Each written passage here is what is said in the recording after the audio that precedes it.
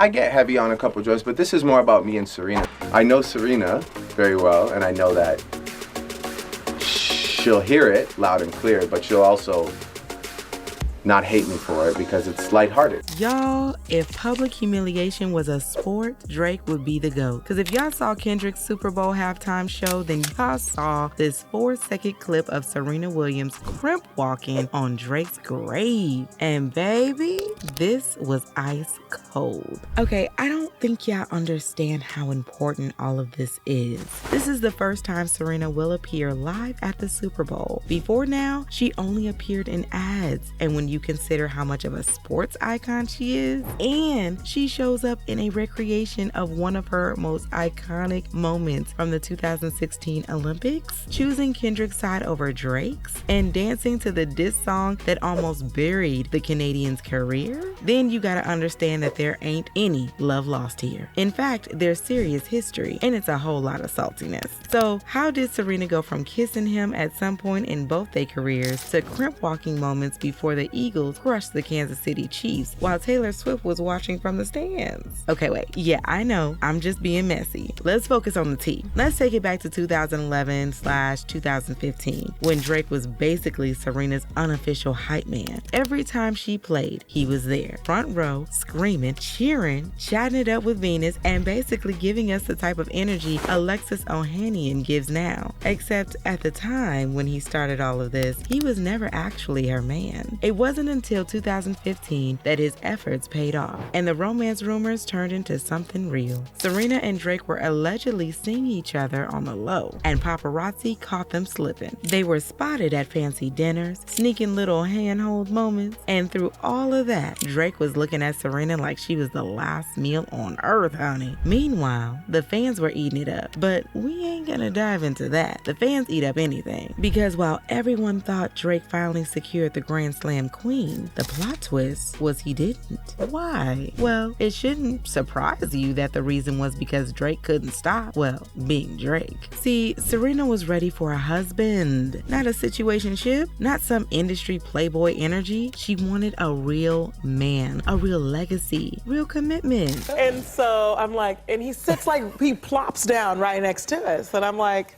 who is this guy?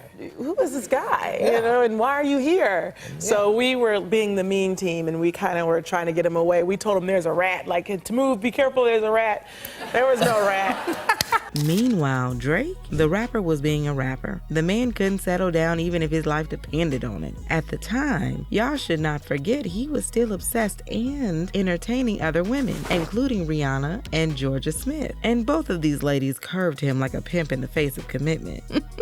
Drake was still acting like he could have whoever he wanted, and that Serena wasn't used to being anywhere but first seed, the first on the list. In this case, the only one on the list. Sis took one look at the red flags and said, "Oh no, I got to go." And before Drake could even blink, she was off the market, engaged to billionaire tech mogul Alexis Ohanian. And what did Drake do? He did what Drake always does. The man cried in the booth. But you gotta understand how messy and obsessed this man was, because it wasn't like Serena left him for Alexis 2015 and he dissed her on a track 2016. Nah, Drake waited a whole 7 years to drop a track, Middle of the Ocean, where he said, "Sidebar, Serena, your husband a groupie. He claimed we don't got a problem, but no boo, it's like you coming for sushi." How you gonna accuse a man of being a groupie when that's your MO? Because I don't know if y'all still remember what the word means, but Drake was basically claiming Alexis was someone who seeks to achieve status by having sex with celebrities. Child, I know Drake is like top of the ladder when it comes to celebrities, but think about it. Whenever there's a celebrity out there that's female, you see Drake lurking and looking, hoping to cut a slice. It was the moment I saw this photo of him with Sexy Red that I knew that man ain't got any limits on how far he'll go. So if Alexis was really a groupie, then Drake is the groupie prime or something, the most prolific and ultimate version of the word. Hell, he probably invented the term. Cause like I said before, words have meaning. And since Drake was refusing to operate with the true meaning of the word, Alexis kept it classy and unbothered. He hit Twitter and posted, "The reason I stay winning is because I'm relentless about being the best at whatever I do, including being the best groupie for my wife and daughter." Because remember, while Drake was sitting front row at Serena's matches, hyping her up like he was her official sponsor, it was Alexis that put a ring on it, gave her kids, a stable home, and a family. I mean, this man even quit his job to make time for the family while Serena was on the road.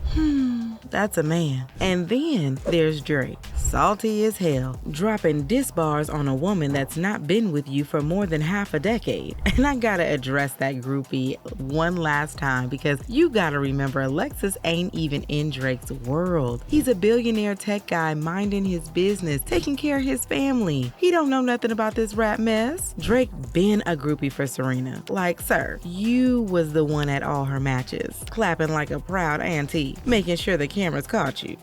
You calling him a groupie, but he the one who got to marry her. And that's why this whole diss backfired. And it's been backfiring ever since, up to the Kendrick diss instigation. And that's probably why this whole thing became personal for Serena. Cause there's one more sauce to the plot that you probably already know. Both Serena and Kendrick are both from Compton. And if you've been keeping up with hip hop, you know Kendrick Lamar and Drake been at odds. Back in 2013, Kendrick called Drake out in an infamous controverse. Since then, Kendrick never passes up a chance to subtly shade him. Kendrick has also built a rep as the real rapper, while Drake gets labeled as soft and sensitive. And with Serena's public support for Kendrick at the Super Bowl in the mostly one-sided beef, you know, it's game over for Drake. But what's probably more important is the fact that Serena now has her revenge. Revenge for Drake wasting her precious time all those years before. Revenge for him taking smack on Serena and lovely husband in a diss that was 7 years late, and revenge for the very idea that her husband had to take time from his busy schedule to reply to a grown-ass rapper that acts like a 38-year-old kid. Yep, Drake is pushing 40. But what do y'all think? Is there any coming back from this for Drake? And do y'all think we gonna see more of Serena stomping on the grave of Drake's career? Or do y'all think she took it too far and should have stayed out of all of this? Tell me what y'all think in the comments.